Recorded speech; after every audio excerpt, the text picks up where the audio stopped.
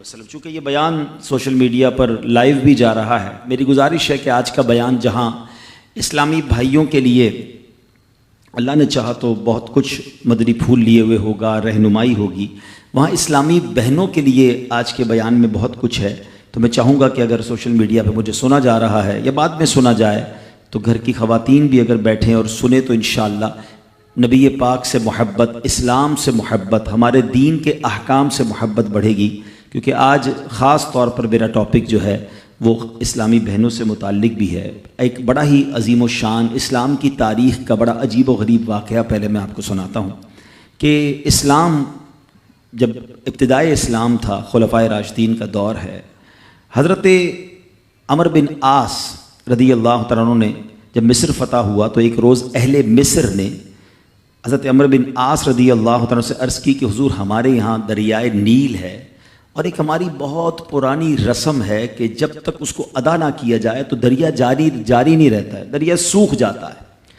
انہوں نے کہا کہ کون سی رسم ہے؟ تو کہا کہ ہر سال ایک کماری لڑکی کو اس کے والدین سے لے کر بڑا عمدہ لباس اسے ہم پہناتے ہیں، بڑا تیار کرتے ہیں، زیورات پہناتے ہیں اور پھر اس کو دریائے نیل میں ڈال دیتے ہیں، یعنی اس کو پانی میں ڈبو دیتے ہیں۔ حضرت عمر بن عاص نے کہا کہ یہ کیسی رسم ہے؟ اسلام میں تو ایسا ہرگز نہیں ہو سکتا، کیونکہ اب اسلام آ چکا تھا اور مصر فتح ہو چکا تھا، مسلمانوں کے اب وہاں احکامات جاری تھے۔ تو آپ نے فرمایا کہ یہ اسلام تو پرانی اور واہیات رسموں کو مٹاتا ہے، جو پرانی واہیات رسمیں ہیں۔ تو لوگوں نے کہا کہ اگر آپ نے ایسا کیا تو دریا کی روانی کم ہو جائے گی۔ آپ نے کہا نہیں ہو سکتا۔ اب ایسا ہی ہوا کہ دریا کی روانی کم ہوتی گئی۔ اب لوگوں نے سوچا کہ اب پانی کم ہو جائے گا تو زندگی مشکل ہو جائے گی، تو ان لوگوں نے وہاں سے کوچ کرنے کا ارادہ شروع کیا۔ حضرت عمر بن عاص نے اب امیر المومنین حضرت عمر فاروق رضی اللہ تعالیٰ عنہ کو خط لکھا اور عرض کی حضور ایسا ایسا معاملہ ہے اور لوگ ایسی بری رسم چلاتے تھے، میں نے وہ رسم کا منع کر دیا کہ اسلام ان رسموں کی اجازت نہیں دیتا، مگر حضور اب تو پانی بھی کم ہونے لگ گیا ہے۔ اللہ اکبر۔ حضرت عمر بن خطاب رضی اللہ تعالیٰ کی شان دیکھیں، امیر المومنین نے ایک خط لکھا اور کہا کہ یہ رکا جو ہے دریائے نیل میں ڈال دینا۔ آپ نے ایک خط لکھ کر بھیجا کہ یہ رکا جو ہے دریائے نیل میں ڈال دینا۔ حضرت عمر بن عاص کو جب وہ رکا پہنچا، وہ لیٹر پہنچا، تو آپ نے اس لیٹر میں کیا دیکھا کہ لیٹر میں لکھا تھا، اے دریائے نیل اگر تو خود جاری ہوتا ہے تو نہ جاری ہو، اور اللہ کے حکم سے جاری ہوتا ہے تو میں واحد قہار عز و جل سے عرض گزار ہوں کہ تجھے جاری فرما دے۔ حضرت عمر بن عاص نے وہ رکا جو ہے دریائے نیل میں ڈالا۔ اللہ اکبر، ایک رات میں دریا کا پانی 16 گز بڑھ گیا، اور وہ دن ہے، آج کا دن ہے، دریائے نیل کبھی سوکھا نہیں ہے۔ مصر سے وہ رسم ہی ختم ہو گئی اور سبحان اللہ دریائے نیل جاری و ساری ہے۔ اللہ اکبر۔ اس ایک واقعے میں بہت کچھ ہے سیکھنے کو۔ پہلی بات تو کیا سیکھنے کو ملی کہ چاہیں تو اشاروں سے اپنے کایا ہی پلٹ دیں دنیا کی، چاہیں تو اشاروں سے اپنے کایا ہی پلٹ دیں دنیا کی، یہ شان ہے ان کے غلاموں کی، سرکار کا عالم کیا ہوگا۔ حضرت عمر کی شان دیکھیں، حضرت عمر کے واقعات اگر پڑھیں نا، جو لوگ کرامات کے منکر ہیں یا جو لوگ اولیاء کرام کی جناب کمالات کو نہیں سمجھ پاتے، صرف حضرت عمر کی سیرت کو پڑھ لیں۔ حدیث کی کتابوں میں مضبوط روایتوں میں یہ واقعات موجود ہیں۔ ایک بار حضرت عمر کے دور میں زلزلہ آیا، تھوڑے عرصے پہلے بھی کئی ملکوں میں زلزلہ آیا، بڑی تباہی آئی۔ لوگ کہتے ہیں ارتھ کویک آ جائے تو رکتا نہیں ہے۔ ایک تو شان مصطفیٰ ہے کہ نبی پاک نے احد پہاڑ پر زلزلے پر ٹھوکر لگا کر فرمایا تھا، اے احد رک جا، تجھ پر ایک نبی، ایک صدیق اور 2 شہید موجود ہیں۔ آقا نے ٹھوکر لگا کر زلزلہ روکا تھا۔ ایک بار حضرت عمر کے دور میں زلزلہ آیا تھا اور حضرت عمر نے کوڑا نکال کر، درہ نکال کر زمین پر مار کر فرمایا، اے زمین رک جا، کیا عمر تجھ پر عدل نہیں کرتا؟ اور زمین ساکن ہو گئی۔ اللہ اکبر۔ حضرت عمر رکا لکھتے ہیں دریائے نیل کے نام اور پھر دریائے نیل جاری ہو جاتا ہے۔ تو اے میرے پیارے اسلامی بھائیوں، ایک بات تو یہ پتہ چلی کہ اللہ تعالیٰ جسے چاہے کوئی کمال عطا فرمائے، وہ رب کی عطا ہے۔ یقیناً اگر کسی اللہ کے ولی کے پاس، کسی صحابی کے پاس، کسی نبی کے پاس، ہاں یہ بات یاد رہے کہ انبیاء کے پاس جو کمالات ہوتے ہیں، جو حق کی دلیل کے لیے وہ پیش کرتے ہیں، وہ معجزات ہوتے ہیں۔ اور ایسی بات جو ہماری عقل میں نہ آئے، کسی اللہ کے ولی سے ہو صحابہ سے ہو تو اسے ہم کرامات کہتے ہیں. تو یہ سب اللہ کی عطا سے ہوتا ہے. بہرحال ایک تو یہ پتہ چلی. دوسری بات کیا پتہ چلی کہ اسلام جو ہے وہ کیسی کیسی واہیات رسمیں تھی جس کو ختم اسلام نے کیا, اور عورتوں کا کیسا گھٹیا اور کیسا جس کو آپ کہیں کہ واہیات استعمال تھا کہ جوان لڑکی کو ہر سال تیار کر کے دریائے نیل میں ڈال دیا جاتا تھا, غرق کیا جاتا تھا. یہ اہمیت تھی اسلام سے پہلے عورتوں کی. اللہ اکبر. ایسا دور تھا میرے پیارے اسلامی بھائیوں کہ اگر تھوڑا سا ہم اسلام سے پہلے کے حالات دیکھیں نا عورتوں کے بارے میں, تو حیثیت کیا تھی کہ وہ مردوں کی خواہشات پورا کرنے کے لیے کھلونا تھیں. عورتیں دن رات مردوں کی خدمت کرتی, محنت مزدوری بھی عورتیں کرتی, اور جو کچھ کماتی وہ مردوں کو دے دیا کرتی. مگر وہ ظالم مرد ان عورتوں پر کچھ بھی خرچ نہ کیا کرتے, عورتوں کو جانوروں کی طرح مارتے پیٹتے تھے. ذرا ذرا سی بات پر عورتوں کے کان, آنکھ اور ناک کاٹ دیا کرتے تھے. عورتوں کو دردناک سزائیں دے کر قتل کر دیا کرتے. باپ کے مرنے کے بعد, اب دیکھیں کیا تھا اسلام سے پہلے, کہ باپ کے مرنے کے بعد جس طرح اس کے لڑکے جائیداد کے مالک ہو جاتے تھے, اس طرح اپنے باپ کی بیوی یعنی اپنی ماں کے بھی مالک ہو جاتے تھے. معاذ اللہ اپنی ماں کو لونڈی بنا کر رکھتے تھے. اللہ اکبر. عورتوں کو ان کے ماں باپ, بھائی بہن, شوہر کی میراث میں کوئی حصہ نہیں ملتا تھا. عورتیں کسی چیز کی مالک نہیں ہوتی تھیں. عرب کے بعض قبیلوں میں تو یہ ظالمانہ دستور تھا کہ بیوہ ہو جانے کے بعد عورتوں کو گھر سے باہر نکال کر ایک چھوٹے سے تنگ اور تاریب جھونپڑے میں 1 سال کے لیے قید رکھا جاتا. کھانے پینے اور تمام ضرورتیں وہ اسی جھونپڑے میں پوری کیا کرتی تھیں. بہت سی عورتیں گھٹ گھٹ کر مر جاتی. جو زندہ رہ جاتی تو 1 سال بعد ان کے دامن میں اونٹ کی مینگنیاں ڈالی جاتی اور ان کو فورس کیا جاتا کہ کسی جانور کے بدن سے اپنے بدن کو رگڑیں. پھر اسی گندی حالت میں پورے شہر پر ان کا چکر لگایا جاتا تھا, اور گویا یہ اعلان ہوتا تھا کہ اس عورت کی اب عدت ختم ہو گئی ہے. اللہ اکبر. ایسی ایسی رسمیں تھیں, ایسے رواج تھے. عورتیں بلبلاتی, روتی, تڑپتی, مگر ان عورتوں کے زخموں پر کوئی مرہم رکھنے والا نہیں تھا, کوئی فریاد سننے والا نہیں تھا. اللہ اکبر. 12 ربیع الاول کی صبح صادق کے وقت کائنات میں ایک ایسا نور جلوہ گر ہوا, ایک ایسی شخصیت آئی جہاں جس نے جہالت کے اندھیروں کو ختم کیا, وہاں ساری دنیا کی عورتوں کے لیے ایک ایسے دکھ کا مداوا بن کر آئے. نبی پاک علیہ الصلوۃ والسلام ایسے احکامات لے کر آئے, اتنی پیاری شریعت اور مذہب لے کر آئے جس میں اللہ کے دین نے عورتوں کو ایسا مقام عطا کیا کہ سبحان اللہ, عورتوں کی قسمت کا ستارہ چمک اٹھا. اسلام کی بدولت ظالم مردوں کے ظلم و ستم سے کچلی اور روندی ہوئی عورتوں کا درجہ اس قدر بلند ہوا کہ عورت معاملات زندگی اور موت کے ہر مرحلے پر عورت کو باوقار مقام حاصل ہوا. مردوں کی طرح عورتوں کے بھی حقوق جو ہے وہ بیان کیے گئے. عورتوں کی حفاظت کے لیے احکام خداوندی نازل ہوئے. عورتوں کو مالکانہ حقوق مل گئے. عورتیں اپنے مہر کی رقموں, اپنی تجارتوں, اپنی جائیدادوں کی مالک بنا دی گئیں. اپنے ماں باپ, بھائی بہن, اولاد اور شوہر کی میراثوں کی وارث قرار دی گئیں. الغرض وہ عورتیں جو مردوں کی جوتیوں سے بھی زیادہ ذلیل و خوار تھیں, انتہائی مجبور و لاچار تھیں, وہ مردوں کے دلوں کا سکون اور ان کی گھروں کی ملکہ بن گئیں. چنانچہ قرآن مجید صاف لفظوں میں خواتین کے, عورتوں کے حقوق بیان کرتے ہوئے ارشاد فرماتا ہے, بسم اللہ الرحمن الرحیم, خلق لکم من انفسکم ازواجا لتسکنوا الیہا وجعل بینکم مودۃ ورحمہ.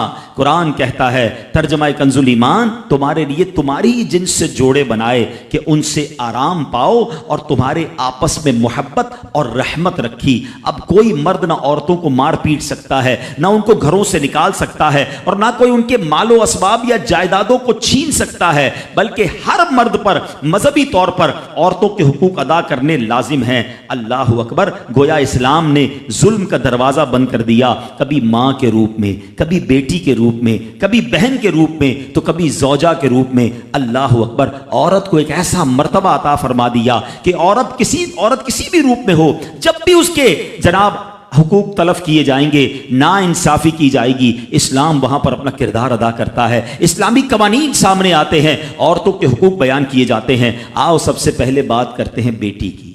کتنی بڑی نعمت اسلام نے قرار دی. مگر آپ جانتے اسلام سے پہلے بیٹی کا حال کیا ہوتا تھا؟ اللہ اکبر، بیٹی کی پیدائش کو شرمندگی سمجھا جاتا تھا.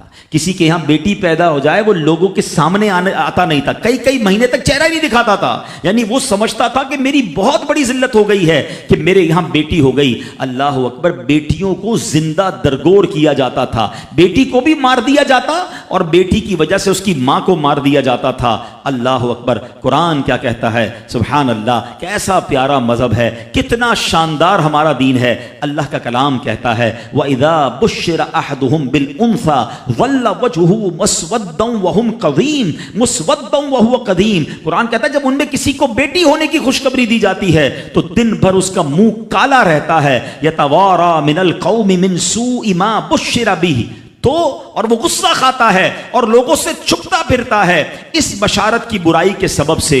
اللہ اکبر، ایمسکہ علی ہون ام یدسہ فی التراب، کیا اسے ذلت کے ساتھ رکھے گا یا اسے مٹی میں دبا دے گا؟ الا ساء ما یحکمون، ارے بہت ہی برا حکم لگاتے ہیں. اللہ اکبر. اب جناب ہوتا کیا تھا کہ بچیوں کو زندہ دفن کیا جاتا، مگر اس معاشرے میں ایسے لوگ بھی تھے جن کو اللہ نے کیسا نرم دل دیا تھا. حضرت صعصعہ، سنیے گا، حضرت صعصعہ بن ناجیہ رضی اللہ تعالیٰ کا معمول کیا تھا کہ وہ خود کہتے ہیں نبی پاک کی بارگاہ میں آ کر، حضور میں دیکھتا تھا کہ جب کسی کو گھر میں بچی پیدا ہوتی تھی اور اس کو وہ دفنانے کا ارادہ کرتا تھا، میں اس کے گھر جاتا، کہتا کچھ پیسے لے لو، بچی مجھے دے دو، دفنانا نہیں، میں اس کی کفالت کروں گا. کہتے حضور 360 بچیوں کو میں نے دفن ہونے سے بچایا، لیکن ایمان نہیں لایا تھا. 2 اونٹنیاں دی، 10 اونٹنیاں دی، بعض اوقات میں نے حاملہ 10 اونٹنیاں دے کر اور ایک اونٹ فدیہ دے کر بچیوں کو بچایا. حضور کیا میرے اس زمانے کا وہ عمل مجھے کوئی اجر دے گا؟ ایمان تو نہیں لایا تھا مگر یہ نیکی کر کے آیا ہوں. اللہ کے حبیب نے کتنا پیارا جواب دیا، فرمایا اجر تو تمہیں مل گیا نا، تم ایمان لے آئے، دیکھو اس نیکی کے سبب تمہیں اسلام مل گیا. اور سنو، ہم تو یہ کہیں گے صرف اسلام نہیں ملا بلکہ وہ تو صحابی بھی بن گئے. اللہ کے نبی کے دور میں ایمان لے آئے نا، پیارے آقا کی صحبت اختیار کر لی تو اللہ نے ایمان بھی دیا، صحابی بھی بنا دیا. لیکن میرے پیارے اسلامی بھائیوں، ایسا حال تھا کہ بچیوں کو پھینک دیا جاتا تھا. اب یہاں میں تھوڑی سی بات آج کے دور کی بھی کرنا چاہوں گا. ہم انشاءاللہ قرآنی احکام عورتوں کے بارے میں بھی سنیں گے اور ساتھ ساتھ اپنی تربیت بھی کرتے جائیں گے. ہم میں سے بہت سارے بیٹیوں والے ہوں گے، مگر کیا یہ خبریں نہیں آتی کہ بچی کی پیدائش کی وجہ سے ماں کو برا بھلا کہا جاتا ہے، گھروں میں جھگڑے ہیں معاذ اللہ. اب بھی یہ خبریں آتی ہیں کہ بچی پیدا ہوئی تو کچرا کنڈی پر پھینک دی گئی. یہ تو پھر سے ہم لگتا ہے اسی دور میں جا رہے ہیں. اسلام جو بچیوں کے حقوق لے کر آیا، اسلام جو بچیوں کو برا ماننے کے خلاف عمل کرنے کا ہمیں حکم دیتا ہے، بلکہ سنو حدیثیں کیسی ہیں. اے بچیوں والو تمہیں مبارک ہو، اے بیٹیوں والو تمہیں مبارک ہو، اپنی بیٹیوں کو کبھی برا نہ سمجھنا. نبی پاک علیہ الصلوۃ والسلام فرماتے ہیں جس شخص کے بیٹی ہو وہ اسے زندہ دفن نہ کرے، اسے ذلیل نہ سمجھے اور اپنے بیٹے پر اسے ترجیح نہ دے تو اللہ عز و جل اسے جنت میں داخل کر دے گا. ایک اور جگہ نبی پاک فرماتے ہیں اللہ اکبر، یہ حدیث تو میں کہتا ہوں ختم ہے نا، اس کے بعد الفاظ ہی نہیں بچتے. بہت ساری بیٹیوں کی فضیلت کی حدیث ہے مگر یہ حدیث ادھر جا کے لگتی ہے، دل کو چھو لیتی ہے. سنو تو صحیح اس کے الفاظ کیا ہیں. اللہ کے نبی فرماتے ہیں بیٹیوں کو برا مت کہو، میں بھی بیٹیوں والا ہوں. ہائے ہائے، ختم ہو گئی نا بات ہے. اللہ کے نبی نے صلی اللہ تعالی وسلم نے اپنی نسبت بیٹیوں کی طرف فرمایا میں بھی بیٹیوں والا ہوں. بے شک بیٹیاں تو بہت محبت کرنے والیاں، غم گسار اور بہت زیادہ مہربان ہوتی ہیں. ایک اور حدیث سنو، نبی پاک فرماتے ہیں جو شخص 3 بیٹیوں یا بہنوں کی اس طرح پرورش کرے کہ ان کو ادب سکھائے. اب اسلام یہاں پر نہ صرف بیٹیوں کا درس دے رہا ہے، اے بہنوں والوں تمہیں بھی مبارک ہو، بہنوں کو حقیر نہ سمجھنا. یہ ان لوگوں کے لیے بھی درس ہے. اسلام جب نہیں آیا تھا نا تو بہنوں کے حقوق نہیں تھے، ان کو کوئی ورثے میں حق نہیں دیتا تھا، بہنوں کی شادیاں نہیں کرواتے تھے. مگر آج بھی کچھ قبائل سنا ہے ایسے ہیں، آج بھی بدبخت کچھ لوگ ایسے ہیں جو بہنوں کے حق دبا لیتے ہیں. ارے بہنیں تو غم گسار ہوتی ہیں، بہنیں تو بھائیوں کا مان ہوتی ہیں. ارے بہنیں ہوتی ہیں تو گھر میں رونق ہوتی ہے. ارے بہنوں کو عزت دیا کرو، بہنوں کو پیار دیا کرو. سنو بیٹیوں والوں اور بہنوں والوں، اللہ کے حبیب فرماتے ہیں ایسا بھی ہوا کہ کچھ لوگوں کی ماں باپ جلدی چلے گئے، اب بھائی پر بہنوں کا بوجھ ہے. ایک صحابی کے بارے میں آتا ہے ان کی 6 یا 7 بہنیں تھیں اور سبحان اللہ وہ اپنی بہنوں کو انہوں نے پالا, اپنی بہنوں کو باپ بن کر پالا, ان کے بالوں میں کنگھی بھی کرتے تھے. اور جب بہنوں کی شادیاں ہو گئی, بہنیں بڑی ہو گئی, اپنی شادی تاخیر سے کی اور شادی بھی کسی بیوہ سے کی. پوچھا گیا کہ کیوں بیوہ سے شادی کی؟ کہا میری بہنوں کو ایک ماں کی حاجت تھی, میں کوئی جوان لڑکی لے آتا تو بہنوں کا کیا ہوتا. اللہ اکبر, یہ صحابہ کا انداز. اور آج جو بہنوں کا حق دباتے ہیں, آج جو بہنوں کو ذلیل کرتے ہیں, نہ کرنا. ہمارا اسلام بہنوں سے محبت کا درس دیتا ہے. سنو بیٹیوں والو اور بہنوں والو, اللہ کے حبیب کیا فرماتے ہیں صلی اللہ تعالی علیہ وسلم, میرے نبی کا فرمان ہے کہ جس کی 3 بیٹیاں یا بہنوں کی 3 بیٹیوں کی یا بہنوں کی اس طرح پرورش کرے, ان کو ادب سکھائے, ان سے مہربانی کا برتاؤ کرے, یہاں تک کہ اللہ عز و جل اسے بے نیاز کر دے, یعنی ان کا نکاح ہو جائے, تو اللہ تعالیٰ اس کے لیے جنت واجب فرما دیتا ہے. یہ ارشاد سن کر ایک صحابی کھڑے ہو گئے. صحابہ کے سوال بھی بڑے کمال کے ہوتے ہیں. یقین کرو ہمارے بہت سارے کام سیدھے جو ہے نا, ہمارے لیے بہت ساری آسانیاں صحابہ کے سوالات نے کر دی. اب ہو سکتا ہے یہاں میرا کوئی بھائی ایسا بیٹھا ہو جس کی 3 بیٹیاں نہ ہوں, وہ کہتا ہے میری تو 2 ہیں. صحابی نے سوال کیا حضور اگر کسی کی 2 ہوں تو اللہ, اور 2 لڑکیوں کی پرورش کرے تو ارشاد فرمایا اس کے لیے بھی یہی اجر و ثواب ہے. راوی فرماتے ہیں یہاں تک کہ اگر ایک بیٹی کا بھی لوگ ذکر کرتے تو نبی پاک اس کے بارے میں یہی فرماتے. مگر ایک روایت اور بھی موجود ہے کہ ایک صحابی نے کھڑے ہو کر کہا حضور اگر کسی کی 1 بیٹی ہو, اللہ کے نبی نے فرمایا 1 بیٹی ہو تو بھی جنت واجب ہو جاتی ہے. بیٹیوں پر شکایت, بیٹیوں پر منہ چڑھاتے ہو, بیٹیوں پر لڑائی کرتے ہو, اللہ اکبر, یہ تو جنت میں جانے کا ٹکٹ ہے. تو اپنی بیٹیوں سے پیار کریں. اور باپ جتنے بیٹھے نا, مجھے پتا ہے وہ میری بات کی تائید کریں گے, شاید پیدائش پہ منہ چڑھایا ہوگا کسی نے, لیکن آج بھی باپ سے زیادہ کلوز بیٹی ہی ہوتی ہے. پیار وہ باپ سے بیٹی ہی کرتی ہے. گھر جاؤ تو بیٹی باپ کا انتظار زیادہ کرتی ہے, مگر نہ جانے کیوں بیٹی کی پیدائش کو. اچھا پھر اگر بیٹیاں ہو بھی گئیں, کسی کی 3 ہو گئیں, 4 ہو گئیں, نہیں ہو رہا بیٹا, تو کس بات کی لڑائی ہے؟ کیا عورت کے ہاتھ میں ہے کہ وہ بیٹا پیدا کرے؟ خامہ خائی گھر میں جھگڑا, تانے دینا اس بیچاری کو. اب تو میڈیکل سائنس بھی کہتی ہے جناب وہ کسی ایک کا قصور ہی نہیں ہے, یہ اللہ کی دین ہے. لیکن خامہ خائی کسی ایک عورت پر جو ہے وہ ہنگامہ کر کے نہ جانے اس کی دل آزاری کا سامان کرتے ہیں. نہ کریں ایسا. میں آپ کو حدیث سنا رہا ہوں, اور اسلام عورتوں کے حقوق کی شاندار انداز سے بیان کرتا ہے. اللہ کے نبی علیہ الصلوۃ والسلام فرماتے ہیں جب کسی کے ہاں لڑکی پیدا ہوتی ہے, سنو, گھر پہ مہمان آئے تو اچھا لگتا ہے نا, اور کوئی بڑا اہم مہمان آ جائے, کوئی بڑے بزرگ آ جائیں تو کتنا خوش ہو جاتے ہیں آپ. کئی ایسے بزرگ ہوں گے, کئی ایسے علماء ہوں گے, کوئی ایسی شخصیت ضرور ہوگی جس کو آپ اپنے گھر بلانا چاہتے ہوں گے, مگر آپ سوچتے ہوں گے یار وہ میرے گھر کیسے آئے گا, بہت بڑا آدمی ہے, بڑا مصروف شخص ہے, پسند تو مجھے بہت ہے مگر میں گھر نہیں بلا سکتا. سنو, جب تمہارے گھر بیٹی آتی ہے تو پتہ ہے کون مہمان آتا ہے؟ اللہ کے نبی فرماتے ہیں جب کسی کے ہاں لڑکی پیدا ہوتی ہے تو اللہ عز و جل فرشتوں کو گھر بھیجتا ہے. ہاں, آپ کے گھر فرشتے آتے ہیں, اور کیا کہتے ہیں فرشتے؟ آ کر کہتے ہیں اے گھر والوں تم پر سلامتی ہو. پھر فرشتے اس بچی کو اپنے پروں کے سائے میں لیتے ہیں, اس کے سر پر ہاتھ پھیرتے ہوئے کہتے ہیں یہ کمزور سی جان ہے جو ایک کمزور جان سے پیدا ہوئی ہے, جو شخص اس کمزور جان کی پرورش کی ذمہ داری لے گا تو قیامت تک مدد خدا اس کے شامل حال رہے گی. تو اب کبھی بھی بیٹیوں پر زیادتی نہیں ہونے دینی. ہاں, بیٹیوں کی دعائیں لو, بیٹیوں کی خدمت کرو. اور اے بھائیوں جن کی بہنیں ہیں, ہمارا اسلام بہنوں سے محبت کا درس دیتا ہے. یقین کریں بہنوں کی دعائیں بھائی کو بہت اوپر لے جاتی ہیں. خوش نصیب ہے وہ بھائی. اچھا, ہمارے ایک اور نظام پتہ ہے کیا ہے کہ جب تک ماں باپ کے ساتھ رہ رہے ہیں تو چلے بھائی بہنوں میں پیار ہے. اب بھائی بہنوں میں شادی ہو گئی, سب کی شادیاں ہو گئیں اور ماں باپ چلے گئے, تو اب نارملی لوگ اپنی بہنوں کو اگنور کرتے ہیں. اب یار میں تو اپنی بیوی کو دیکھوں گا, اپنے بچوں کو دیکھوں گا, اپنی کمائی کو دیکھوں گا. نہیں, اب بھائی کا کام ہے کہ وہ والد کا کردار ادا کرے, بہنوں کو یہ احساس دلائے کہ تمہارے ماں باپ چلے گئے ہیں مگر تمہارے بھائی زندہ ہیں, ہر مشکل میں تمہارے بھائی تمہارے ساتھ کھڑے ہوں گے. کبھی بہنوں کو یہ ریئلائز مت کرانا کہ وہ اکیلی کہیں کسی پرابلم میں ہو تو وہ اکیلے میں سوچے کہ میرے ماں ہوتی تو میں ماں سے بات کر لیتی, باپ ہوتا تو میں باپ سے کہہ دیتی, بھائی کو کیا کہوں وہ تو سنتا ہی نہیں ہے. ہیں ایسے بھائی آج بھی کہ بہنیں انہیں اپنا دکھ بھی شیئر نہیں کرتی ہیں, بلکہ بھائیوں کو پڑی ہی نہیں ہے بہن کدھر گئی. یہ مت کرنا. اگر تم اپنے ماں باپ کی روح خوش کرنا چاہتے ہو نا تو بھائی بہن جڑ کے رہو, بھائی بہنوں میں پیار رکھو. یہ پیسہ سب کچھ نہیں ہے. ارے جو کچھ میرے پاس ہے اگر میرا بھائی بہنوں پہ خرچ ہو جائے تو اس سے اچھی کیا چیز ہے. یہ یاد رکھے جو سوشل میڈیا پہ ہزاروں فرینڈ بنائے بیٹھے نا کہ میرے 5000 فرینڈ تو میرے 10,000 فرینڈ, کسی دن بستر پر پڑو گے نا اسپتال میں تو اس بستر کے کنارے تمہیں تمہارے بھائی بہن ہی نظر آئیں گے. وہ سوشل میڈیا والا تمہارا جو سارے دن چیٹنگ جس کے ساتھ واٹس ایپ پہ لگے ہوئے ہو نا گروپ میں، کوئی نظر نہیں آئے گا. جب تمہارے گھر میں کوئی بچے کا پرابلم ہوگا، رات آدھی رات کو اگر تمہارے گھر کوئی آ کے تمہیں دلاسا دے گا تو تمہارے بھائی بہن ہوں گے. میں کئی بار بیان میں ایک مثال دے چکا ہوں، چلو آج پھر دے دیتا ہوں، کاش یہ بات سمجھ آ جائے. یہ جو فیملی ہوتی ہے نا، یہ تسبیح کی طرح ہوتی ہے. اور ہم نے دیکھا ہے کہ یہ جو ہے نا تسبیح کے اوپر والا حصہ، یہ ماں باپ ہوتے ہیں. یہ ٹوٹ جائے نا، ماں باپ چلے جائیں، آج کسی کی ماں کے ایصال ثواب کے لیے جمع ہوئے ہو نا، پوچھو ان سے جن کی ماں چلی گئی ہے، پوچھو ان سے جن کے والد چلے گئے ہیں. جب یہ چلے جاتے ہیں نا تو اپنے بھائی بہنوں کو جس طرح تسبیح کے دانے بکھرتے ہیں نا، اس طرح بکھرتے دیکھا ہے.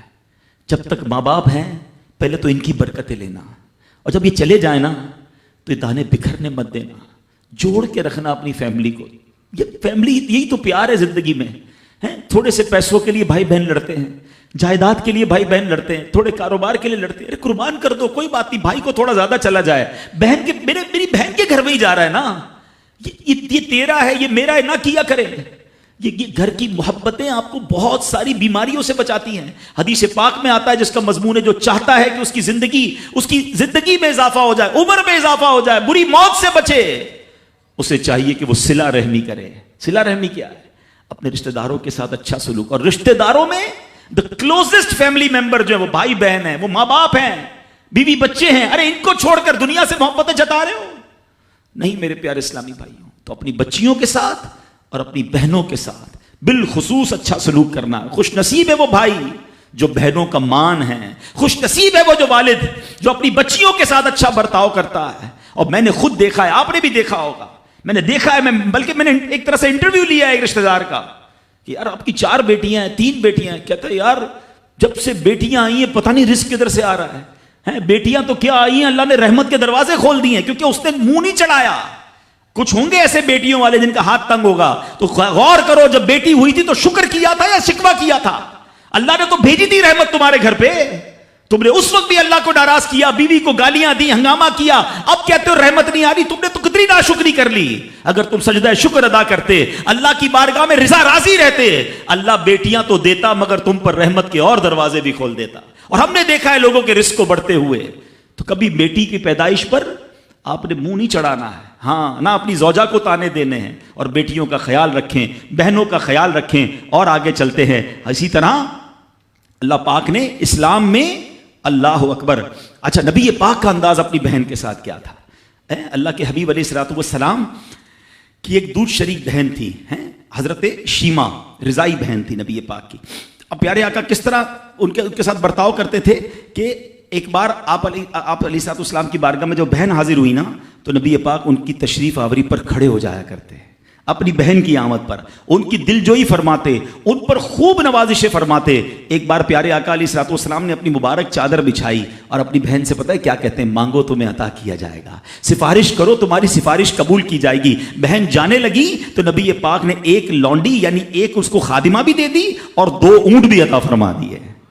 اچھا اپنی بیٹی کے ساتھ کیا برتاؤ ہے نبی پاک کا؟ بیٹیوں کو جو ڈیگریڈ کرتے ہیں، سنو خاتون جنت بی بی فاطمہ رضی اللہ تعالیٰ عنہ جب نبی پاک کی بارگاہ میں آتی، آقا کھڑے ہو کر استقبال کرتے، اپنی بیٹی کے ہاتھ کو نبی پاک چوما کرتے، کبھی ماتھے پر بوسہ دیتے. پیارے آقا اپنی جگہ اپنی بیٹی کو بٹھایا کرتے.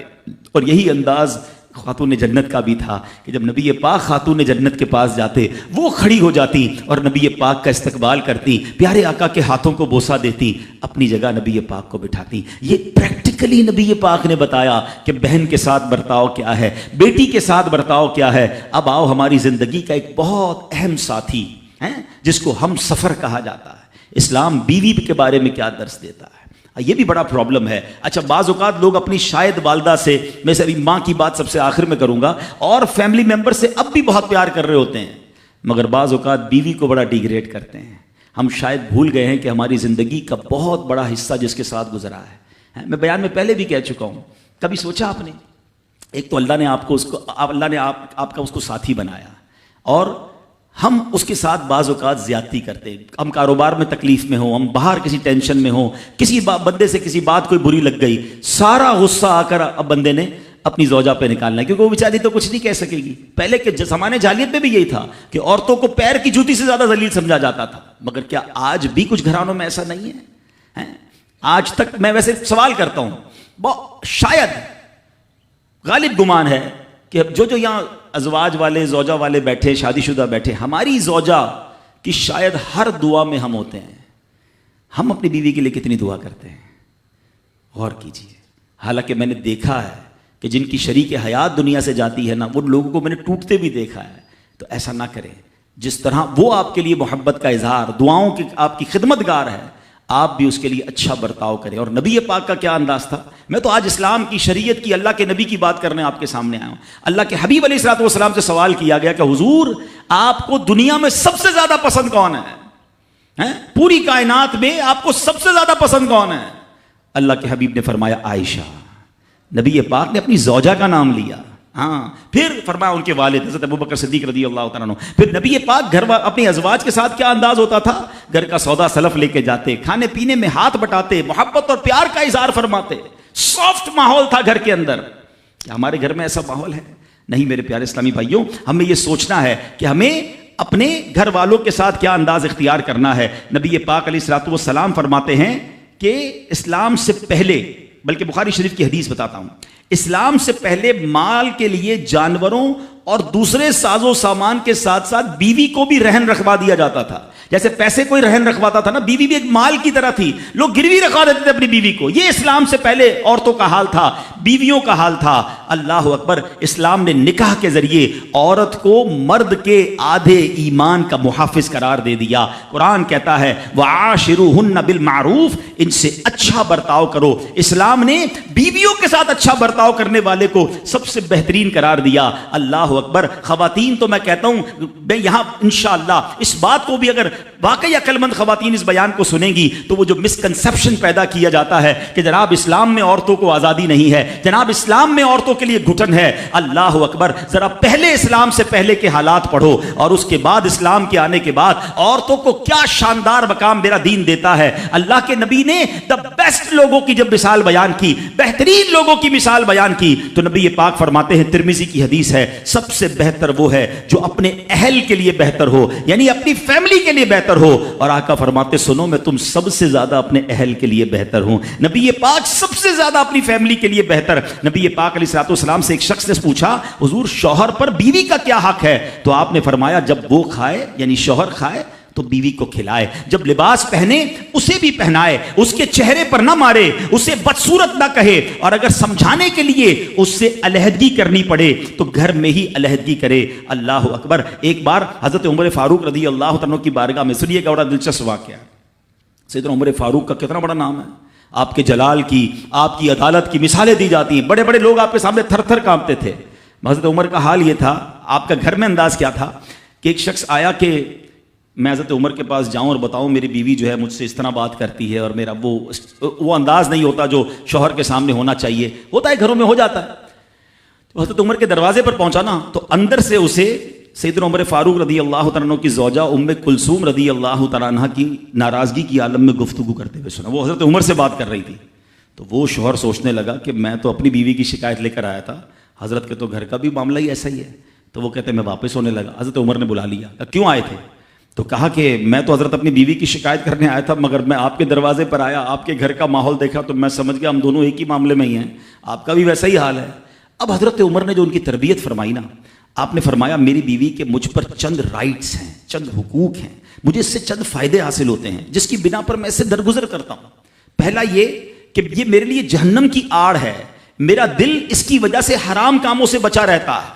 نمبر 2، جب میں گھر سے نکل جاتا ہوں یہ میری خزانچی بن جاتی ہے، یعنی میرے مال کی نگہبان بن جاتی ہے، میری دھوبن بن جاتی ہے، میرے کپڑے دھوتی ہے، میرے بچے کی پرورش کرتی ہے، میرے لیے روٹیاں اور کھانے پکاتی ہے. تو وہ شخص کہتا ہے یہ سارے فائدے تو مجھے بھی اپنی بیوی سے حاصل ہیں، تو میں تو کبھی درگزر سے کام نہیں لیتا. وہ مجھے کہتی میں اسے لڑنا شروع کر دیتا ہوں. کہتا آج آپ کی بات سے نصیحت مل گئی، اب میں اپنی بیوی کی چھوٹی موٹی باتوں کو میں بھی درگزر کر دوں گا. کتنی پیاری بات بتائی. ہم وہ ساری باتیں بھول جاتے ہیں، ایک غلطی پر پکڑ لیتے ہیں، ایک غلطی پر ڈانٹتے ہیں. ہر غلطی پر جناب ایسا نہیں ہوتا، ہر غلطی کی سزا سزائے موت نہیں ہوتی ہے. ہم غلطیاں نہیں کرتے. اگر جس طرح ہم اپنی بیوی کو اور غلطی پر ڈانٹتے وہ ڈانٹنا شروع کر دے پھر کیا حال ہوگا. تو ایسا نہ کرے. وہ بھی دل رکھتی ہے. ہم نے کسی انسان سے شادی کی ہے، کمپیوٹر سے نہیں کی، ٹھیک ہے نا. تو کمپیوٹر بھی آج کل وائرس آ جاتا ہے، تو وہ تو انسان ہے، غلطی ہو گئی، کوئی بات نہیں.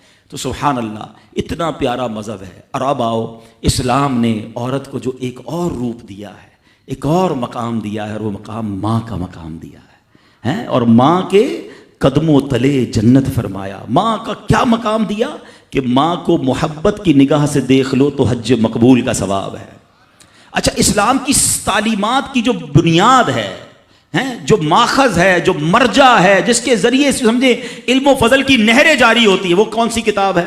وہ قرآن مجید ہے۔ قرآن مجید کی سب سے بڑی سورت کون سی ہے؟ سورہ بقرہ۔ اب ذرا سمجھیے گا ماں کا مقام کیسا۔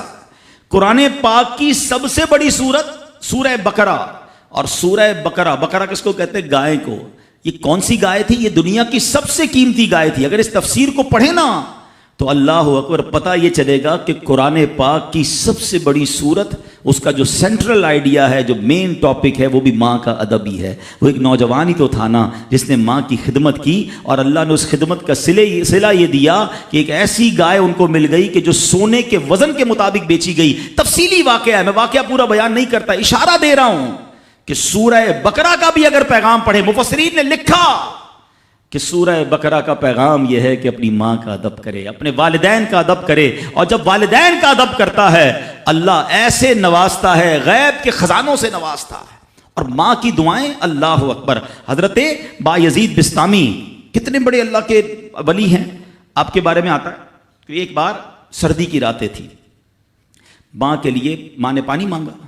آج کی ماں پانی مانگے تو بیٹا کہتا ہے خود پی لو ماں، بلکہ بچے ماں سے پانی مانگ رہے ہوتے ہیں، بستر پر بیٹھ کر ماں کو آرڈر چلا رہے ہوتے ہیں، امی پانی لے آؤ، اچھا چائے بنا دو، امی یہ کر دو۔ یار ماں ہے یہ ہوٹل والی ہے، اب تو بوڑھی ہو گئی نا ماں، اب تو تمہاری باری ہے کچھ ماں کی خدمت کر لو، کبھی خود کھڑے ہو کے پانی پلاؤ، کبھی خود کھڑے ہو کے ماں کو کوئی چیز پیش کرو، اب بھی ماں کو آرڈر دینا ہے۔ مگر کمال ہے ماں کہ بیٹا جوان ہو گیا، ماں بوڑھی ہو گئی، خدمت سے پھر بھی اس کا جی نہیں چڑھاتی، پھر بھی اس کی خدمت کرتی ہے۔ ناشتے میں یہ کھانا ہے بیٹا، دوپہر کو کیا کھاؤ گے؟ اللہ اکبر۔ بایزید بستامی سے ماں نے پانی مانگا، اب کہتے ہیں ٹھنڈی رات تھی، پانی لے کر ماں کے پاس گئے، ماں کی آنکھ لگ گئی۔ ہم جیسا کوئی ہوتا تو بستر کے کنارے گلاس رکھتا، خود بھی سو جاتا، سرد رات تھی، ساری رات پانی کا گلاس لے کے کھڑے رہے، پتہ نہیں کب ماں کی آنکھ کھل جائے، کب پانی کی ضرورت ہو۔ جب ماں کی آنکھ کھلی نا تو پانی تھوڑا سا نا آپ کی انگلیوں پر لگ گیا تھا، تو وہ برف بن گیا تھا، اتنی ٹھنڈی رات تھی کہ پانی برف بن گیا تھا۔ تو اب ماں نے جب پانی مانگا نا تو جب گلاس کو ڈیٹیچ کیا، گلاس کو الگ کیا نا تو خون نکلنے لگا چمڑی سے۔ تو ماں نے کہا کہ بیٹا یہ کیا ہوا؟ ماں نے خون بہتا دیکھا تو ساری بات بتائی کہ ماں اب میں پانی لے کر آیا، آپ آرام کر رہی تھی، میں کھڑا رہا، اب آپ نے پانی مانگا تو برف بن گیا تھا۔ تو ماں نے کیا کہا؟ اے اللہ میں اس سے راضی ہوں، تو بھی اس سے راضی ہو جا۔ ماں کی دل سے دعا لگی نا، وہ بایزید بستامی بن گئے، وہ اللہ کے ولیوں میں بہت بڑا مقام انہوں نے حاصل کر لیا۔ دیکھیے اچھا، آپ ہو سکتا ہے کسی کو شیطان سوال تو دماغ میں ڈال ہی دیتا ہے نا کہ یار ٹھیک ہے میری ماں بھی تو دعائیں دیتی ہے۔ دیکھیے ایک ماں تو ماں ہی ہوتی ہے، ماں کو تنگ کرو پھر بھی عموماً اس کی زبان سے دعا ہی نکلتی ہے۔ ایک دعا وہ ہے کہ آپ ماں سے کہیں اور وہ ماں دعا دے، ایک دعا وہ ہے کہ آپ کہیں نا ماں کو، خدمت ایسی کریں کہ ماں کے دل سے دعا نکلے۔ ہاں آپ کو بغیر بتائے آپ کا والد آپ کو دعا دے، آپ کی ماں آپ کو دعا دے، وہ دعا جو ہے نا، ہاں کتابوں میں لکھا کہ والدین کی دعا اولاد کے حق میں بنی اسرائیل کے انبیاء کی طرح قبول ہوتی ہے۔ ہاں اگر دل سے دعا نکلے نا، بھول گئے وہ واقعہ، کئی بار سنا ہے، حضرت موسیٰ علیہ السلام نے پوچھا ہی تھا نا اللہ سے، یا اللہ مجھے جنت میں اپنا پڑوسی دیکھنا ہے، تو پتے میں کسی بہت بڑے مفتی، کسی عالم زمانے کے بہت بڑے مبلغ کا تو پتہ نہیں بتایا گیا، ایک دھوبی کا پتہ بتایا گیا نا، اور ڈھونڈتے ڈھونڈتے وہاں پہنچے تھے تو کیا ماجرا نکلا تھا کہ وہ دھوبی نے جب بتایا کہ حضرت بس ماں کو روز کھانا کھلاتا تھا، ماں باپ کو اپنے ہاتھوں سے نوالے کھلاتا تھا، کھانا کھا کر ایک ہی دعا دیتے تھے کہ یا اللہ میرے بیٹے کو جنت میں موسیٰ کا پڑوسی بنا دینا۔ ہو گئی نا دعا قبول؟ تو ماں باپ دعا دے دیں اور وہ بھی دل سے دعا دے دیں، پھر تو کیسا مرتبہ ہے۔ اور سبحان اللہ، ماں باپ کے بارے میں کتابوں میں یہاں تک لکھا کہ بیٹا باپ کے ساتھ ایسے رہے جیسے غلام آقا کے ساتھ رہتا ہے۔ تو اور باپ سے زیادہ خدمت کا حق کس کو کہا گیا؟ وہ ماں کو کہا گیا۔ تو اب سوچئے کہ ماں کے کتنے حقوق بیان کیے اسلام نے۔ تو مبارک ہو ان خواتین کو، ماشاءاللہ ہمارا اسلام کس کس موقع پر عورت کے کیسے حقوق بیان کرتا ہے. اور سبحان اللہ، ایک بار نبی پاک علیہ الصلوۃ والسلام سے سوال ہوا، سوال کرنے والے نے بھی کتنا پیارا سوال کیا، اور یہ حدیث بخاری کی حدیث ہے. اللہ کے نبی علیہ الصلوۃ والسلام سے عرض کیا، حضور میرے حسن اخلاق کا سب سے زیادہ حقدار کون ہے، کون ڈیزرونگ ہے، سب سے زیادہ مجھے کس کے ساتھ حسن اخلاق کرنا ہے. حدیث کا خلاصہ نبی پاک نے فرمایا تیری ماں. پھر پوچھا حضور اس کے بعد سیکنڈ؟ فرمایا تیری ماں. کہا حضور اس کے بعد؟ فرمایا تیری ماں. 3 بار. پھر کہا حضور اس کے بعد؟ فرمایا تیرا والد. اچھا اب یہاں یہ حدیث تو پوری ہو گئی، مگر سبحان اللہ، اچھا کوئی نارمل آدمی حدیث، جو لوگ کہتے ہیں نا بھائی کسی مفتی صاحب کی کیا ضرورت ہے، تفسیر کی کیا ضرورت ہے، خود ہی قرآن پڑھ لو، خود ہی حدیث پڑھ لو. آج کے دور میں کوئی نارمل آدمی حدیث پڑھے تو خدا نہ خواستہ اس کا رزلٹ کیا لے گا؟ چلو بھائی اب والد کو پوچھنا ہی نہیں ہے، 3 بار ماں کا فرمایا نبی پاک نے، ماں کی خدمت کرو، ابا کو ڈالو سائڈ پہ. نہیں، اب اس کی انٹرپریٹیشن پڑھنا ضروری ہوگی، اب اس کی تفسیر اور اس کی شرح پڑھنا ضروری ہوگی. اللہ اکبر. علماء کی شان دیکھیں. پہلے تو علماء نے یہ ڈیبیٹ کیا کہ نبی پاک نے 3 بار ماں کیوں کہا، 1 بار والد کیوں کہا؟ کیونکہ اللہ کے نبی کی زبان سے جب بھی جو نکلا وہ حق نکلا، وہ ایسی فضول کوئی بات نہیں ہوتی. ہر بات جو ہے وہ بڑی لاجیکلی، بڑی ڈیٹیلڈ، اور اللہ اکبر وہ اللہ کی طرف سے عطا ہوتی ہے. سیدی اعلیٰ حضرت فرماتے ہیں نا، وہ دہن جس کی ہر بات وحی خدا، چشمہ علم و حکمت پہ لاکھوں سلام، وہ زبان جس کو سب کن کی کنجی کہیں، اس کی نافذ حکومت پہ لاکھوں سلام. علماء کہتے ہیں 3 بار جو ماں کہا ہے نا، ایسے ہی نہیں کہا. ماں کے بچے پر 3 احسان ہیں. نمبر 1، ماں بچے کو پہلے 9 ماہ اپنے پیٹ میں پالتی ہے، اس کی جسم میں کتنی تبدیلیاں ہوتی ہیں، کتنی تکلیفیں وہ اٹھاتی ہے. نمبر 2، جب پیدائش ہوتی ہے، رائٹ دا ٹائم آف پیدائش، وہ بالکل موت کے قریب سے ہو کر آتی ہے، شدید درد اور ایسی کیفیت ہو جاتی ہے کہ کئی لوگ دنیا سے چلے بھی جاتے ہیں. اور تیسری، ماں مہربانی کیا کرتی ہے کہ اپنے بچے کو پھر پالتی ہے. فرمایا ماں 3 احسان کرتی ہے بچے پر، اس لیے 3 بار ماں کہا. اور ان تینوں احسانوں میں والد ایک احسان کرتا ہے، وہ بچے کو پالتا ہے، اس لیے 1 بار والد کہا. سبحان اللہ، ایک ایک لفظ حکمت بھرا ہے. اب علماء کہتے ہیں اس حدیث کا مطلب یہ ہوگا کہ عزت والد کی زیادہ کرے گا اور خدمت ماں کی زیادہ کرے گا، یعنی والد کا بھی احترام ہے. اللہ اکبر، یہ ہماری شریعت ہے. تو سبحان اللہ، آج میرے جو بیان کا موضوع ہے کہ اسلام عورت کا کیسا مقام بیان کرتا ہے، ہر روپ میں عورت کے حقوق کو ڈیزرو، عورت کے حقوق کو جو ہے وہ سیف کرتا ہے، اس کے حقوق کو بیان کرتا ہے اور اس پر ظلم و ستم سے بچاتا ہے. تو سبحان اللہ، ہم یہاں جتنے بھی بیٹھے ہیں، کسی کے گھر میں بیٹی ہوگی، کسی کے گھر میں بہن ہوگی، کسی کے گھر میں زوجہ ہوگی، کسی کے گھر میں ماں ہوگی. ان تمام روپ میں ہمیں خواتین کے ساتھ اچھا برتاؤ کرنا ہے. اور اب جو مجھے مائیں سن رہی ہیں، میں ان سے بھی عرض کروں گا کہ دیکھیں، آج جس کی 11ویں کے اجتماع میں ہم آئے ہیں، ان کے کردار میں ان کی ماں کا کتنا بڑا کردار تھا کہ اگر ماں باپ نیک ہوں تو اولاد پر اس کا کتنا خوبصورت اثر پڑتا ہے. شیخ عبد القادر جیلانی 5 سال کی عمر ہے، مدرسے جاتے ہیں، قاری صاحب نے کہا پڑھو بسم اللہ. آپ نے بسم اللہ الرحمن الرحیم پڑھ کر زبانی 18 پارے سنا دیے. قاری صاحب حیران ہیں، پہلی بار بچہ مدرسے آیا ہے، 18 پارے کیسے یاد کر لیے؟ کہا اور بھی تو پڑھو نا. کہا اتنے یاد ہیں. کہا کہاں سے یاد کیے؟ کہا میری ماں 18 پاروں کی حافظہ تھی، میں ماں کے پیٹ میں تھا، وہ تلاوت کرتی تھی، میں پیٹ میں قرآن یاد کر لیتا تھا.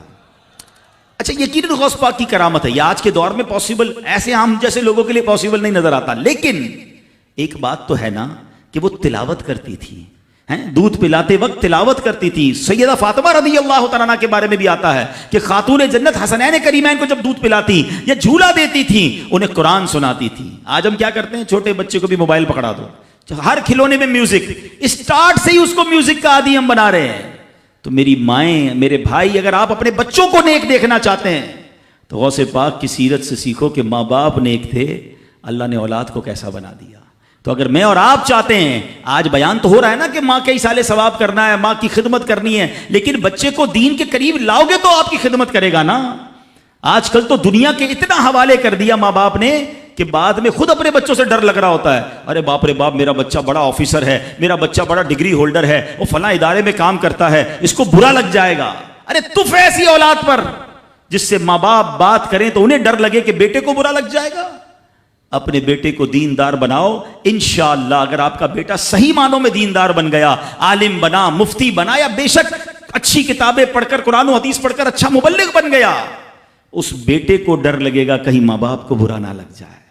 یہ فرق ہوتا ہے، بچہ دین سیکھے تو اب بچہ ماں باپ کا ادب کرتا ہے۔ تو بہرحال اگر ہم چاہتے ہیں کہ ہماری اولاد ہماری زندگی میں بھی ہماری فرما بردار رہے اور ہمارے مرنے کے بعد بھی ہمارے لیے صدقہ جاریہ بنے، تو ہمیں خود بھی نیک بننا ہوگا اور اپنے بچوں کو نیک ماحول سے وابستہ کرنا ہوگا۔ سبحان اللہ، غوث پاک رضی اللہ تعالیٰ کی سیرت کو دیکھیں، جب آپ 18 سال کے قریب ہوتے ہیں، ماں کو کہتے ہیں ماں بغداد جانا ہے۔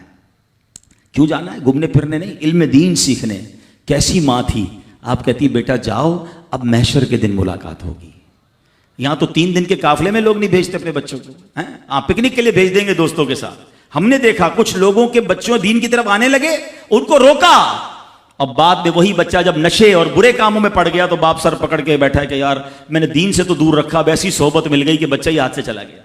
اپنے بچوں کو اب تم دعوت اسلامی کے مدنی ماحول میں اجازت بھی مل گئی ہے کہ والد اپنے بچے کو خود مدنی قافلے میں بھی لے کر آ سکتا ہے۔ پہلے ہم نے ایک ایج لمٹ رکھی تھی، مگر والد یا بڑے بھائی کے لیے اجازت ہے کہ اپنے چھوٹے بیٹے کو یا چھوٹے بھائی کو بھی وہ مدنی قافلے میں لائے، تو اپنے بچوں کو مدنی قافلے میں خود لے کر آئیں۔ آپ آئیں گے تو وہ بھی آ جائیں گے، 3 دن 12 دن 30 دن، یہ تربیت ہوگی ان کی، اور وہ جتنی نیکی کی طرف جائیں گے اتنا انشاءاللہ آپ کی فرما برداری کی طرف آئیں گے، آپ کے لیے صدقہ جاریہ بنیں گے۔ تو سبحان اللہ، غوث پاک کی والدہ نے روکا نہیں، بلکہ کہا جاؤ بیٹا محشر میں ملاقات ہوگی، مگر نصیحت کیا کی؟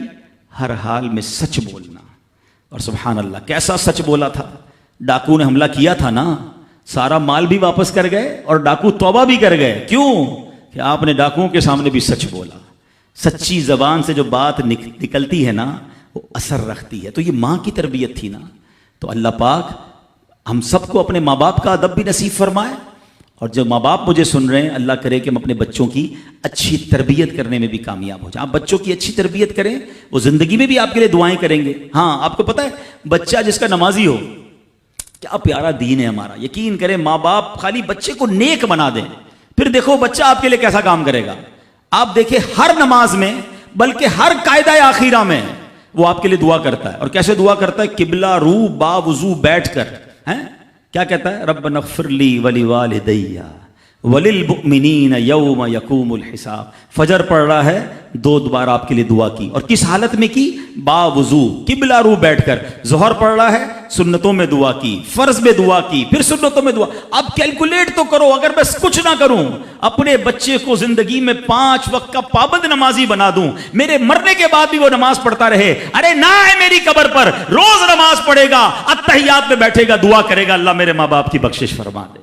کتنا خوبصورت مذہب ہے ہمارا، کتنا پیارا دین ہے۔ تو اے میرے پیارے اسلامی بھائیوں، آج اس ایصال ثواب کے اجتماع میں یہ پیغام لے جاؤ، اولاد ایسی بنا کے جانا ہے کہ میرے زندگی میں بھی مجھے میرا بیٹا دعائیں دے، میری اولاد مجھے دعائیں دے، میری خدمت بھی کرے، اور مرنے کے بعد بھی میرے لیے صدقہ جاریہ کا باعث ہو۔ مگر وہ جب ہو سکے گا جب ہم خود نیک بنیں گے، اپنے بچوں کو نیک بنائیں گے۔ اور سبحان اللہ، یہاں پر دعوت اسلامی کا ماحول ہمارے سامنے ہے، جو خواتین کے لیے بھی رہنمائی کے لیے خوبصورت پروگرام رکھتا ہے۔ ہماری بہنوں کے لیے مدرسے موجود ہیں، جامعۃ المدینہ موجود ہیں، اسلامی بہنوں کے اجتماعات موجود ہیں، ہمارے اسلامی بھائیوں کے ہفتہ وار ویکلی اجتماعات، آپ تو فیضان مدینہ کے قریب ہی رہتے ہو، وہ موجود ہیں۔ اچھا ماشاءاللہ مجھے ہمارے نگران صاحب نے بھی یاد دلایا کہ عبدالحبیب صاحب آپ کا بیان ہے تو ذرا مدرسۃ المدینہ بالغان، ہمارے کچھ یہاں پر لگتا ہے اس علاقے میں کچھ کمزوری نظر آ رہی ہے، تو آج ویسی قرآن پاک کی بات ہوئی ہے۔ قرآن پاک کی سب سے بڑی سورت سورہ بقرہ بھی ہمیں والدین کا درس دیتی ہے، تو قرآن سے محبت کیجئے، قرآن سیکھیے تو صحیح کہ کیسے پڑھنا ہے،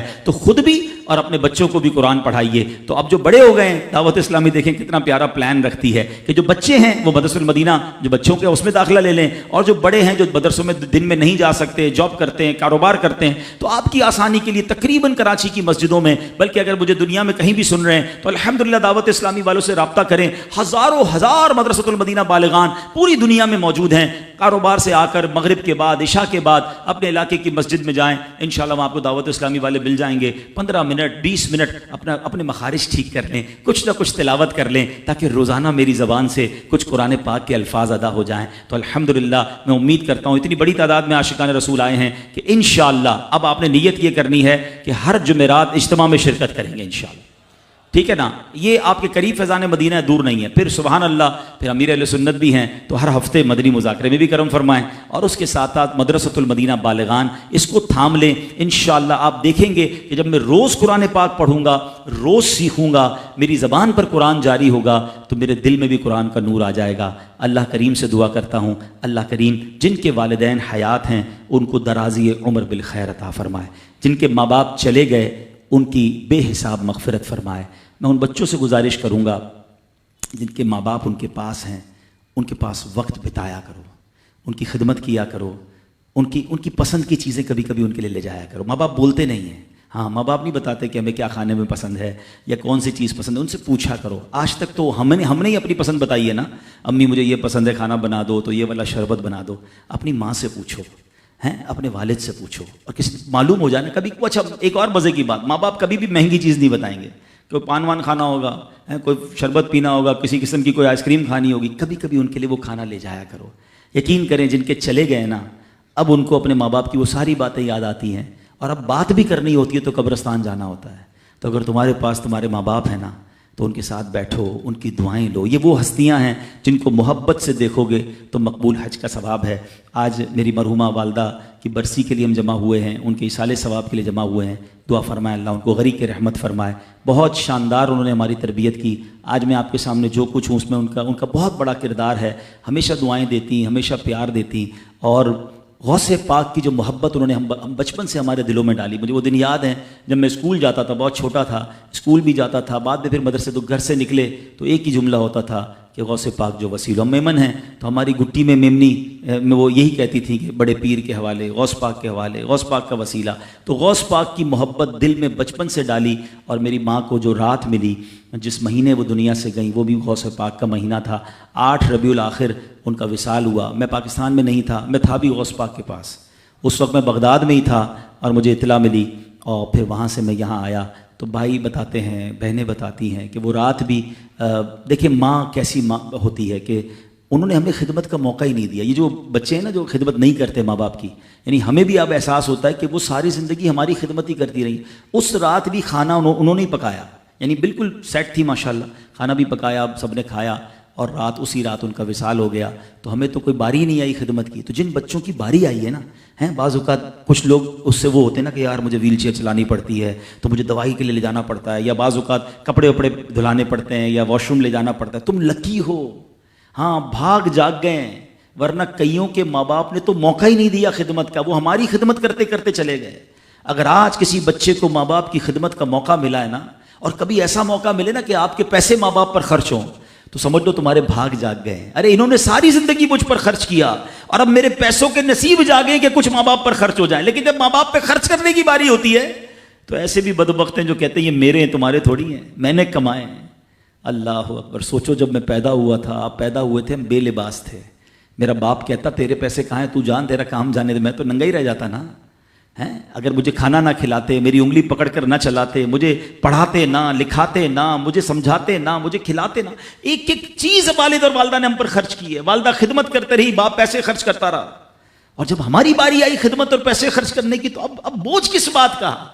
وہ ریٹرن تو دے ہی نہیں سکتے ہم جو انہوں نے ہم پر کیا. لیکن اگر موقع ملا ہے نا تو خدمت سے جی نہ چرانا. تو بس والدہ چلی گئی, میں جب وہاں سے آیا تو مجھے ایک اور کہتے ہیں بات یاد رہ گئی. یہ ہمارے گھر کے پاس ہی مسجد ہے, پہاڑی والی مسجد. تو اس مسجد میں مسجد کمیٹی والوں نے مجھ سے رابطہ کیا تھا اسی مہینے میں. انہوں نے کہا 11ویں شریف کی رات آپ کا بیان چاہیے پہاڑی والی مسجد, میمن مسجد میں. تو میں نے کہا 11ویں شریف تو میں بغداد میں ہوں گا, میں نہیں آ سکتا بیان کرنے. ہمارے علاقے کے ذمہ داران نے بھی مجھے بہت فورس کیا کہ عبدالحبیب بھائی بہت بڑا اجتماع ہوگا, کوئی چینجنگ. میں نے کہا چینجنگ کیسی ہوگی, میں تو بغداد جا رہا ہوں, میں تو نہیں ہوں گا. اللہ کی کرنی دیکھیں کہ 8 ربیع الاخر امی کا انتقال ہوا, 9 کی رات ان کی تدفین ہوئی, اور غوث پاک کی 11ویں شب جو ہے اسی پہاڑی والی مسجد میں میرا بیان بھی ہوا, اور لیکن وہ میری والدہ کے سویم کا بھی بیان تھا. تو ہر سال 11ویں آتی ہے، یقیناً ہم غوث پاک کی شان بھی بیان کرتے ہیں، مگر ماں کی یاد بھی ہم سب کے دلوں میں، میرے اور ہمارے خاندان والوں کے دلوں میں آتی ہے۔ بہرحال آپ سب کا شکریہ، علاقے والوں کا شکریہ کہ آپ نے اتنا پیارا اجتماع سجایا۔ اللہ آپ سب کے والدین کو سلامت رکھے، جن کے والدین چلے گئے اللہ ان کی مغفرت فرمائے۔ آج یہاں قرآن خوانی بھی ہوئی ہے، یہاں درود خوانی بھی ہوئی ہے، نعت خوانی بھی ہوئی ہے، بیان بھی ہوا ہے، آج ہم نے کچھ رسائل بھی تقسیم کیے ہیں۔ ان تمام اعمال کے انشاءاللہ ہم اب ایصال ثواب کریں گے۔ میں گزارش کروں گا کہ تمام اسلامی بھائی اول آخر 3 بار درود پاک پڑھ لیں، سورہ فاتحہ پڑھ لیں، 3 بار سورہ اخلاص بھی پڑھ لیں۔ صلو علی الحبیب صلوات و سلام علیک یا رسول اللہ وعلی آلک و اصحابک یا حبیب اللہ صلوات و سلام علیک یا نبی۔ بسم اللہ الرحمن الرحیم، الحمدللہ رب العالمین، الرحمن الرحیم، مالک یوم الدین، ایاک نعبد و ایاک نستعین، اہدنا الصراط المستقیم صراط الذین انعمت علیہم غیر المغضوب علیہم ولا الضالین۔ بسم اللہ الرحمن الرحیم، قل هو اللہ احد اللہ الصمد لم یلد ولم یولد ولم یکن له کفوا احد۔ بسم اللہ الرحمن الرحیم، قل هو اللہ احد اللہ الصمد لم یلد ولم یولد ولم یکن له کفوا احد۔ بسم اللہ الرحمن الرحیم، قل هو اللہ احد اللہ الصمد لم یلد ولم یولد ولم یکن له کفوا احد۔ الحمدللہ رب العالمین۔ ہمارے درمیان وکیل عطار رکن شورا حاجی عبدالحبیب عطاری تشریف فرما ہیں، اور الحمدللہ یہ وکیل عطار ہیں، امیر اہل سنت کی طرف سے اجازت یافتہ ہیں کہ قادری عطاری سلسلے میں بیعت کراتے ہیں۔ میرے غوث پاک رضی اللہ تعالیٰ عنہ کے سلسلے میں امیر اہل سنت بیعت فرماتے ہیں۔ غوث پاک رضی اللہ تعالیٰ عنہ کا ارشاد ہے کہ میرا کوئی بھی مرید بغیر توبہ کیے نہیں مرے گا۔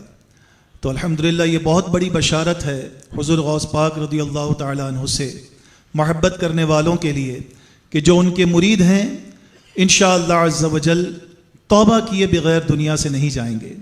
تو آج ہمارے پاس ایک بہت اچھا موقع ہے، جو پہلے ہی مرید ہیں حضور غوث پاک کے سلسلے میں تجدید بیعت کر لیں، اپنی بیعت کو رینیو کر لیں، اور جو ابھی تک حضور غوث پاک رحمۃ اللہ تعالیٰ علیہ کے سلسلے میں امیر اہل سنت کے ذریعے داخل نہیں ہوئے، تو میرا تو انہیں یہ مشورہ ہے کہ وکیل عطار کی موجودگی کا فائدہ اٹھائیے اور دل و جان سے امیر اہل سنت کے ذریعے اور وکیل عطار کے ذریعے سے حضور غوث پاک رحمۃ اللہ تعالیٰ علیہ کے دامن کرم سے وابستہ ہو جائیں، آپ کی مریدے میں آ جائیں۔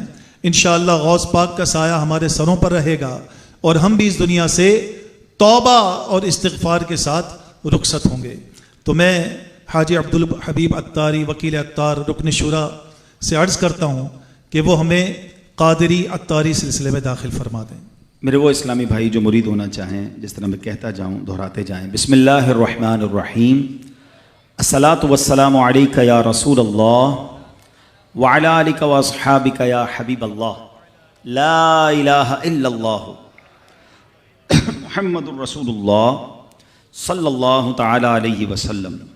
توبہ کرتا ہوں میں اپنے تمام پچھلے گناہوں سے اور آئندہ اللہ اور رسول کی نافرمانیوں سے بچتا رہوں گا، نماز روزے کی پابندی کرتا رہوں گا، بد مذہبوں اور برے لوگوں کی صحبت سے بچتا رہوں گا، ماں باپ کی نافرمانی، جھوٹ، غیبت، چغلی، وعدہ خلافی وغیرہ وغیرہ گناہ نہیں کروں گا۔ مرید ہوتا ہوں میں خاندان عالی شان، مرید ہوتا ہوں میں شیخ طریقت امیر اہل سنت حضرت علامہ مولانا محمد الیاس عطار قادری رضوی کا، اور ان کے ذریعے سرکار بغداد حضور غوث پاک شیخ عبد القادر جیلانی رحمۃ اللہ تعالی علیہ کا۔ یا اللہ پاک مجھے جناب غوث پاک کے غلاموں میں قبول فرما اور خاندان عالی شان قادریہ رضویہ کی برکتوں سے مالا مال فرما۔ الحمدللہ رب العالمین، والصلاة والسلام علی خاتم النبیین، یا ارحم الراحمین یا ارحم الراحمین یا ارحم الراحمین یا ربنا یا ربنا یا ربنا یا ربنا یا ربنا یا اللہ یا رحمان یا رحیم۔ میرے مولا، جو یہاں تلاوت قرآن ہوئی، درود پاک پڑھے گئے میرے پروردگار، جو نعت خوانی ہوئی، جو بیان ہوا، جو رسائل وغیرہ تقسیم کیے جائیں گے، اے کریم یہ جو بھی اہتمام ہوا ہے سب کو اپنے دربار میں قبول فرما۔ اے اللہ، اس میں جو غلطیاں کوتاہیاں ہوئیں اپنے کرم سے معاف فرما۔ ان تمام اعمال کا ثواب سرکار دو عالم نور مجسم صلی اللہ تعالیٰ علیہ وسلم کی بارگاہ میں ہدیتاً تحفتاً عقیدتاً پیش کرتے ہیں، قبول فرما۔ پیارے آقا کے وسیلہ جلیلہ سے تمام انبیاء کرام، تمام صحابہ کرام، تمام اولیاء کاملین، بالخصوص پیران پیر پیر دستگیر شیخ عبد القادر جیلانی رحمۃ اللہ تعالیٰ علیہ کی بارگاہ میں پیش کرتے ہیں، قبول فرما۔ تمام مسلمین، تمام مسلمات، بالخصوص میری مرحومہ والدہ، والد صاحب اور یہاں جتنے اسلامی بھائی موجود ہیں، ان میں سے جن کے والدین میں سے کوئی ایک جو ہم سے ہمارے ساتھ لائیو ہیں، اللہ ان کے بھی والدین یا والدین میں سے کوئی ایک یا ہمارے رشتہ دار، اے پروردگار، دوست احبہ جو دنیا سے چلے گئے، بالخصوص ان سب کو پیش کرتے ہیں، قبول فرما۔ اے اللہ، بالخصوص فلسطین کے جو مسلمان شہید ہو گئے، اللہ ان کی ارواح کو پیش کرتے ہیں، قبول فرما۔ اے پروردگار، ہم سب کے مرحومین کی بے حساب مغفرت فرما۔ اے اللہ، ان کی قبروں کو جنت کا باغ بنا دے۔ اے پروردگار، اگر تیرے نبی علیہ الصلوۃ والسلام کے کسی غلام کی قبر پر عذاب ہو رہا ہے تو مولا آج کی اس محفل کے صدقے، قرآن خوانی کے صدقے، اے اللہ عذاب قبر کو دور فرما دے، قبروں کو جنت کا باغ بنا دے۔ اے پروردگار، اے کریم، ہماری بھی مغفرت فرما، ہمارے بھی گناہ معاف فرما۔ اے اللہ، جب ہم بھی قبر میں جائیں تو ہماری قبر بھی نور مصطفیٰ سے روشن فرما دینا۔ اے پروردگار عالم، ہمیں نیک بنا دے، پرہیزگار بنا دے، والدین کا فرما بردار بنا دے۔ آج ہم نے خواتین کے حقوق، ماؤں، بہنوں، بیٹیوں، ازواج کے حقوق کے بارے میں سنا ہے۔ اللہ ہمیں اپنے گھر والوں کے لیے بہترین بنا دے۔ پیارے آقا نے جو حدیث میں فرمایا کہ تم میں بہترین وہ ہے جو اپنے گھر والوں کے لیے اچھا ہے، اے اللہ ہمیں اپنے گھر والوں کے لیے اچھا بنا دے، ہمارے گھر والوں کو بھی ہمارے لیے اچھا کر دے۔ ہم سب کے گھروں میں محبت، پیار، امن و سکون عطا فرما۔ جن کے گھروں میں لڑائی جھگڑے ہیں، ناچاکیاں ہیں، اللہ دور فرما دے۔